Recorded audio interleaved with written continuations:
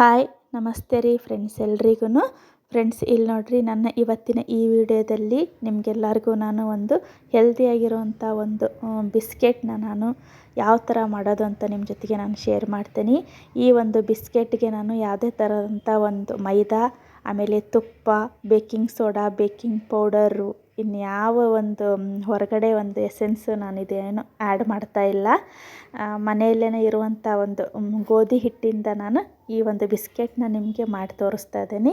ಇಲ್ಲಿ ನೋಡಿರಿ, ನಾನು ಒಂದು ಬೌಲ್ ತಗೊಂಡನಲ್ಲ, ಈ ಒಂದು ಬೌಲ್ನಲ್ಲೇ ನಾನು ಅಳತೆ ಪ್ರಕಾರ ತಗೊಂಡೇನಿ.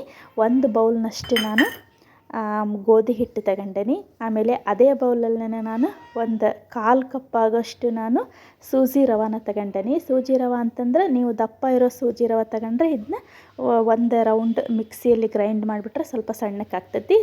ತೀರಾ ಗಂಜಿ ರವೆ ನೀವು ತಗೊಂಡಿದ್ರೆ ಹಾಗೆ ಆ್ಯಡ್ ಮಾಡ್ಬೋದು. ಇಲ್ಲಿ ನೋಡಿರಿ, 1/4 ಭಾಗದಷ್ಟು ನಾನು ಸೂಜಿ ರವೆ ತಗೊಂಡೇನಿ. ಆಮೇಲೆ ಇದು ಒಣ ಕೊಬ್ಬರಿ ತುರಿ, ಇದು ಮನೆಯಲ್ಲಿ ಇದು ಡೆಸಿಕೇಟೆಡ್ ಕೋಕೋನಟ್ ಪೌಡ್ರನ್ನು ನಾವು ಯಾವ ಥರ ಮಾಡೋದಂತಂದರೆ, ಕೊಬ್ಬರಿನ ಹಿಂದ್ಗಡೆ ಇರೋ ಅಂಥದ್ದು ಒಂದು ಕಪ್ಪು ಇದು ಬರ್ತೈತಲ್ಲ, ಅದನ್ನ ನಾನು ತೆಗೆದು ಕೊಬ್ಬರಿನ ಸಣ್ಣದಾಗಿ ಹೆಚ್ಕೊಂಡು ಗ್ರೈಂಡ್ ಮಾಡಿ ಇಟ್ಕೊಂಡಿರೋದು. ಇದನ್ನು ಒಂದು 2ರಿಂದ 3 ಸ್ಪೂನಿನಷ್ಟು ನಾನು ಇದಕ್ಕೆ ಹಾಕ್ತಿದ್ದೀನಿ. ಇದನ್ನು ಯಾಕಪ್ಪ ಹಾಕೋದು ಅಂತಂದರೆ, ಈಗ ಟೇಸ್ಟ್ ಚೆನ್ನಾಗಿ ಕೊಡ್ತೈತಿ ಬಿಸ್ಕೆಟು ಅಂತ. ಈಗ ನಾವೆಲ್ಲ ಹಬ್ಬದಲ್ಲೆಲ್ಲ ಕರ್ಜಿಕಾಯಿ ಮಾಡಿದಾಗ ಕೊಬ್ಬರಿ ಎಲ್ಲ ಹಾಕಿ ಮಾಡ್ತಿರ್ತಾವಲ್ಲ, ಅವಾಗ ಎಷ್ಟು ಟೇಸ್ಟ್ ಬರ್ತೈತಲ್ಲ, ಹಾಗೆ ಈ ಒಂದು ಬಿಸ್ಕೆಟ್ಗೂ ಈ ಕೊಬ್ಬರಿ ಟೇಸ್ಟ್ ಕೊಡ್ತೈತಿ. ಇಲ್ಲಿ ನೋಡಿರಿ, ಇವು ಮೂರನ್ನು ನಾನು ನೀಟಾಗಿ ಚೆನ್ನಾಗಿ ಮಿಕ್ಸ್ ಮಾಡ್ಕೊತಾ ಇದ್ದೀನಿ. ಗೋಧಿ ಹಿಟ್ಟು, ಸೂಜಿ ರವೆ, ಆಮೇಲೆ ಕೋಕೋನಟ್ ಪೌಡ್ರು, ಇವು ಮೂರನ್ನು ನಾನು ಹಾಕಿ ಚೆನ್ನಾಗಿ ಮಿಕ್ಸ್ ಮಾಡ್ಕೊಂಡು, ಆಮೇಲೆ ಇದಕ್ಕೆ ನೋಡಿರಿ ನೆಕ್ಸ್ಟ್ ನಾನು ಒಂದು 3ರಿಂದ 4 ಸ್ಪೂನಿನಷ್ಟು ನಾನು ಆಯಿಲನ್ನು ನಾನು ಕಾಯಿಸಿ ತಣ್ಣಗೆ ಮಾಡಿಟ್ಕೊಂಡೇನಿ. ಬಿಸಿ ಆಯಿಲಲ್ಲ. ನೀವು ಬೇಕಿದ್ದರೆ ಈ ಒಂದು ಜಾಗದಲ್ಲಿ ತುಪ್ಪನಾದರೂ ನೀವು ಆ್ಯಡ್ ಮಾಡ್ಬೋದು. ನಾನು ಆಯಿಲ್ ಹಾಕ್ತಿದ್ದೀನಿ. 3ರಿಂದ 4 ಸ್ಪೂನಿನಷ್ಟು ನಾನು ಆಯಿಲ್ ಹಾಕಿ ಇದನ್ನು ನೀಟಾಗಿ ಚೆನ್ನಾಗಿ ಮಿಕ್ಸ್ ಮಾಡ್ಕೋಬೇಕು. ಯಾವ ಥರ ಮಿಕ್ಸ್ ಮಾಡೋದಂತ ನಾನು ನಿಮಗೆ ತೋರಿಸ್ತೀನಿ. ಮತ್ತು ಇನ್ನೊಂದು ಏನಪ್ಪ ಫ್ರೆಂಡ್ಸ್ ಅಂತಂದರೆ, ಈಗ ನಾನೇನು ಕೊಕೊನಟ್ ಪೌಡ್ರ್ ನಾನು ಹಾಕ್ಕೊಂಡೇನಲ್ಲ, ಆ ಒಂದು ಜಾಗದಲ್ಲಿ ನೀವು ಡ್ರೈ ಫ್ರೂಟ್ಸ್ನಾದರೂ ನೀವು ಚಿಕ್ಕದಾಗಿ ಕಟ್ ಮಾಡ್ಕೊಂಡಾದರೂ ಪೌಡ್ರ್ ಮಾಡಾದರೂ ನೀವು ಹಾಕ್ಕೋಬೋದು. ಇನ್ನೂ ಟೇಸ್ಟ್ ಚೆನ್ನಾಗಿ ಬರ್ತೈತಿ. ಈಗ ನೋಡಿರಿ, ಇಷ್ಟು ಚೆನ್ನಾಗಿ ನಾನು ಮಿಕ್ಸ್ ಮಾಡ್ಕೊಂಡೇನಿ. ಈ ಥರ ಹಿಟ್ಟು ನಾವು ಕೈಲೇ ಈ ಥರ ಮುಟ್ಕಿ ಮಾಡಿದರೆ ಈ ಥರ ಉಂಡೆ ಥರ ಬರಬೇಕು. ಅಂದರೆ ಈ ಥರ ಮಾಡೋದ್ರಿಂದ ಬಿಸ್ಕೆಟು ತಿನ್ನೋಬೇಕಾದ್ರೆ ಬಾಯಲ್ಲಿ ಹಗುರಾಗಿ ಚೆನ್ನಾಗಿ ಬರ್ತಾವೆ ಅಂತ, ಆ ಒಂದು ಕಾರಣಕ್ಕೋಸ್ಕರ. ಈಗ ನೋಡಿರಿ ನೆಕ್ಸ್ಟ್, ಈಗ ಅದೆಷ್ಟು ನಾನು ಮಿಕ್ಸ್ ಮಾಡಿ ಇಟ್ಕೊಂಡು ಸೈಡಿಗೆ ತೆಗೆದಿಟ್ಕೊಂಡೇನಿ. ಈಗ ನಾನು ಯಾವ ಬೌಲಲ್ಲಿ ನಾನು ಗೋಧಿ ಹಿಟ್ಟನ್ನ ತಗೊಂಡಿದ್ನೋ ಅದೇ ಬೌಲಲ್ಲಿ ನಾನು ಅರ್ಧ ಬೌಲ್ನಷ್ಟು ನಾನು ಸಕ್ಕರೆನ ತಗೊಂಡೇನಿ. ಆ ಸಕ್ಕರೆಗೆ ಒಂದು ಟೀ ಕುಡಿಯೋ ಲೋಟದಲ್ಲಿ ಆಗೋಷ್ಟು ನೀರನ್ನ ನಾನು ಆ್ಯಡ್ ಮಾಡ್ಕೊತ ಇದ್ದೀನಿ. ಹಾಕ್ಕೊಂಡು ನೋಡಿರಿ, ಈಗ ಇದನ್ನ ಪೂರ್ತಿ ಕರಗಬಾರ್ದ್ರಿ ಫ್ರೆಂಡ್ಸ್. ಇದು ಸ್ಪೂನಿಲ್ಲೇ ಒಂದು 2ರಿಂದ 3 ಸಲ ಒಂದು ಸ್ವಲ್ಪ ಈ ಥರ ತಿರುಗಿಸಿ, ಈಗ ನಾನು ಏನದು ಹಿಟ್ಟು ನಾನು ಕಲಸಿ ಇಟ್ಕೊಂಡಿದ್ನಲ್ಲ, ನಾನು ಮಿಕ್ಸ್ ಮಾಡಿ ಆ ಒಂದು ಇದಕ್ಕೆ ನಾನು ಇದನ್ನು ಸ್ವಲ್ಪನೇ ಹಾಕ್ತಾ ಇದನ್ನ ನಾನು ಮಿಕ್ಸ್ ಮಾಡ್ತಾ ಹೋಗ್ತೀನಿ. ಒಂದೇ ಸಲ ಇದನ್ನ ಪೂರ್ತಿಯಾಗಿ ಹಾಕ್ಕೋಬಾರ್ದ್ರಿ ಫ್ರೆಂಡ್ಸ್. ಇದು ಸ್ವಲ್ಪನೇ ಸಕ್ಕರೆನೂ ಆಮೇಲೆ ಸ್ವಲ್ಪ ನೀರು ಎರಡನ್ನೂ ಸೇರಿಸಿ ಸ್ವಲ್ಪನೇ ಹಾಕಿ ನಾವು ಕಲಿಸ್ತಾ ಹೋಗಬೇಕು. ಈ ಒಂದು ಬಿಸ್ಕೆಟ್ ಚೆನ್ನಾಗಿ ಬರ್ಬೇಕಪ್ಪ ಅಂತಂದರೆ ನಾವೀಗೇನು ಕಲಿಸ್ತದವಲ್ಲ ಇದರಲ್ಲೇ ಇರೋದು. ನಾವು ತೀರನೂ ತೆಳ್ಳಗೂ ಕಲಿಸ್ಕೋಬಾರ್ದು ಹಿಟ್ಟನ್ನ, ಆಮೇಲೆ ತೀರಾ ಗಟ್ಟಿಗೂ ಕಲಿಸ್ಕೋಬಾರ್ದು. ಹಾಗಾಗಿ ಒಂದೇ ಸರಿಗೆ ಹಾಕೋದಕ್ಕಿಂತ ಸ್ವಲ್ಪನೇ ನಾವು ಹಾಕಿ ಚೆನ್ನಾಗಿ ಮಿಕ್ಸ್ ಮಾಡ್ತಾ ಹೋಗಬೇಕು. ನಾನು ತೋರಿಸಿರೋವಂಥ ಅಳತೆಯಲ್ಲೇ ನೀವು ಯಾವ ಬೌಲಲ್ಲಿ ನೀವು ಹಿಟ್ಟನ್ನ ತಗೊಂಡಿರ್ತೀರಲ್ಲ, ಅದೇ ಬೌಲಲ್ಲಿ ನೀವು ನಾನು ತೋರಿಸಿದಷ್ಟು ಅಳತೆ ಪ್ರಕಾರ ನೀವು ಹಾಕಿ ಮಾಡಿದ್ದೆ ಆದರೆ ನಿಜವಾಗ್ಲೂ 100% ಬಿಸ್ಕೆಟ್ ಮಾತ್ರ ಭಾಳ ಚೆನ್ನಾಗಾಗ್ತವೆ. ಟೇಸ್ಟ್ ಅಷ್ಟೇ ಚೆನ್ನಾಗಿರ್ತೈತಿ. ಈಗಿನ ಒಂದು ಇದರಲ್ಲಿ ಮೈದಾ ತಿನ್ನಬಾರ್ದು, ಹೊರಗಡೆ ಐಟಮ್ ತಿನ್ನಬಾರ್ದು, ಆ ಬಿಸ್ಕೆಟ್ ತಿನ್ನಬಾರ್ದು ಅಂತ ಹೇಳ್ತಿರ್ತಾರೆ. ಆ ಒಂದು ಕಾರಣಕ್ಕೋಸ್ಕರನಾದರೂ ನಾವು ಇದನ್ನ ಮನೆಯಲ್ಲಿ ನಾವು ಮಾಡಿ ನೀವು ತಿಂದಿದ್ದೆ ಆದ್ರೆ ನಿಮಗೆ ಅನ್ನಿಸ್ತೈತಿ ನೆಕ್ಸ್ಟ್ ಕಂಟಿನ್ಯೂ ಆಗಿ ನೀವು ಮನೆಯಲ್ಲಿ ಇದನ್ನ ಮಾಡ್ತಾ ಹೋಗ್ತೀರಿ, ಅಷ್ಟು ಟೇಸ್ಟ್ ಆಗ್ತೈತಿ. ಇಲ್ಲಿ ನೋಡಿರಿ, ನಾನು ಈ ಥರ ಒಂದು ಸ್ವಲ್ಪ ಗಟ್ಟಿ ಕಲಿಸ್ಕೊಂಡು ಇಟ್ಕೊಂಡೇನಿ. ಈಗ ಇದನ್ನ ನಾನು ನೆಕ್ಸ್ಟ್ ಏನು ಮಾಡ್ತೇನಪ್ಪ ಅಂತಂದರೆ, ನಾವೇನು ಚಪಾತಿ ಉದ್ದುತ್ತವಲ್ಲ ಅದು ಮಣೆ, ಆ ಮಣೆ ಮೇಲೆ ತಗೊಂಡು ಇದನ್ನ ಇದರಲ್ಲಿ ಅರ್ಧ ಭಾಗದಷ್ಟು ನಾನು ಕಟ್ ಮಾಡ್ಕೊಂಡು ಅದನ್ನ ನಾನು ನೀಟಾಗಿ ಉದ್ದುಕೊಂತೇನೆ ರೀ.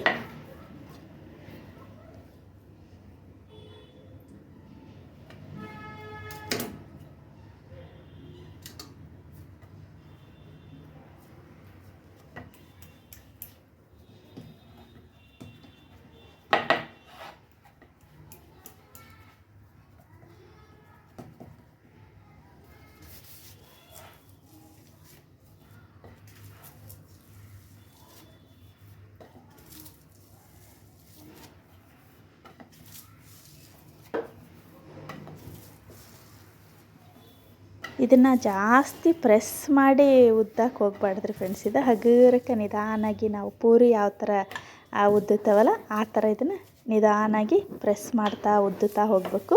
ಸೈಡಿಗೆಲ್ಲ ಆಗಿರೋದನ್ನು ನಾವು ತಕ್ಕೋಬೇಕಾಗ್ತೈತಿ. ಪರವಾಗಿಲ್ಲ, ನಡೀತೈತಿ. ಇದೇ ಥರನ ನೀಟಾಗಿ ಉದ್ಕೊಂಡು ಸೈಡಿಗಿರೋದನ್ನು ನಾವು ಕಟ್ ಮಾಡ್ಕೋಬೇಕಾಗ್ತೈತಿ.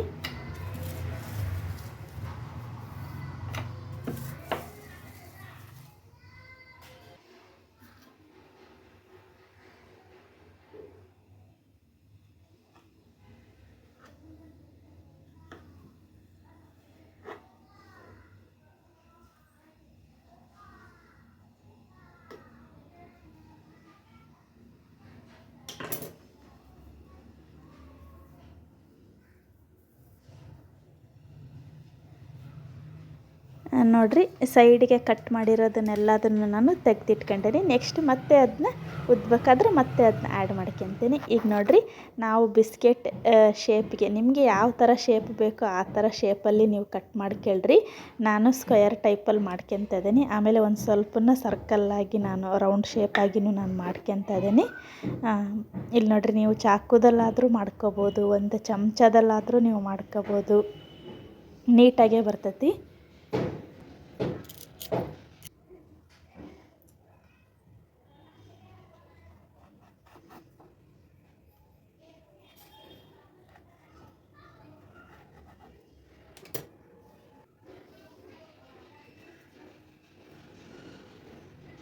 ಇಲ್ಲಿ ನೋಡಿರಿ ಫ್ರೆಂಡ್ಸ್, ನಾನು ಇಷ್ಟು ತೆಳುವಾಗಿ ನಾನು ಉದ್ಕೊಂಡೆ.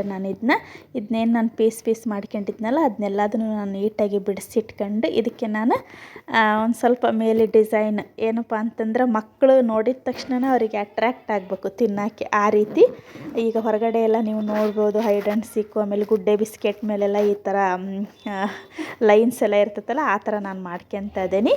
ನಿಮಗೆ ಯಾವ ಥರ ಏನಾದರೂ ಡಿಸೈನ್ ಬಂದರೆ ನೀವು ಆ ಥರ ಮಾಡ್ಕೊಳ್ರಿ. ನೋಡಿರಿ ಎಷ್ಟು ಚೆನ್ನಾಗಿ ಕಾಣಿಸ್ತಾ ಇತ್ತಲ್ಲ, ನೋಡೋಕ್ಕೆ ಒಂದು ಖುಷಿ, ಆಮೇಲೆ ಅದು ತಿನ್ನೋಕ್ಕೂ ಅಷ್ಟೇ ಟೇಸ್ಟಿಯಾಗಿರ್ತೈತೆ ರೀ ಫ್ರೆಂಡ್ಸ್. ಇದು ನೋಡಿರಿ, ಇದೇ ಥರನ ನಾನು ಎಲ್ಲವನ್ನ ಮಾಡಿಟ್ಕೊತೀನಿ.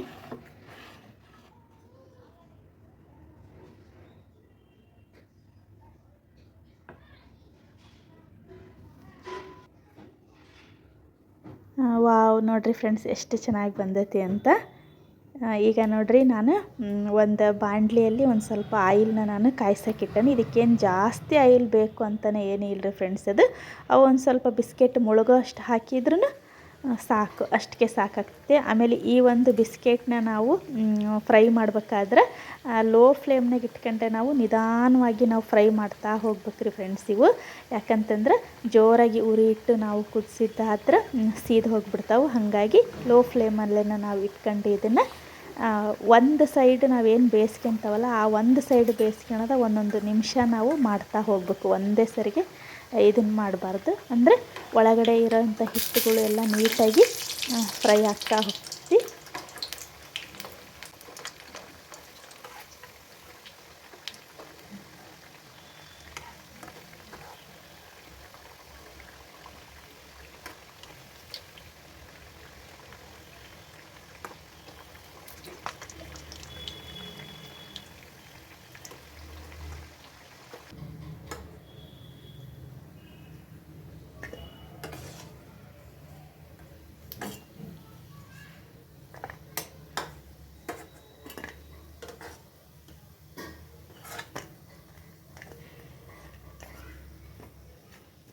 ಇಲ್ಲಿ ನೋಡಿರಿ ಫ್ರೆಂಡ್ಸ್, ಇದು ಒಂದು ಸಲ ನಾವು ಹಾಕಿದ್ರೆ ಒಂದು 2-3 ನಿಮಿಷನಾದರೂ ಬೇಕು ಲೋ ಫ್ಲೇಮ್ನಾಗ ಇಟ್ಕೊಂಡು ನಾವು ಬೇಯಿಸೋದ್ರಾಗನ.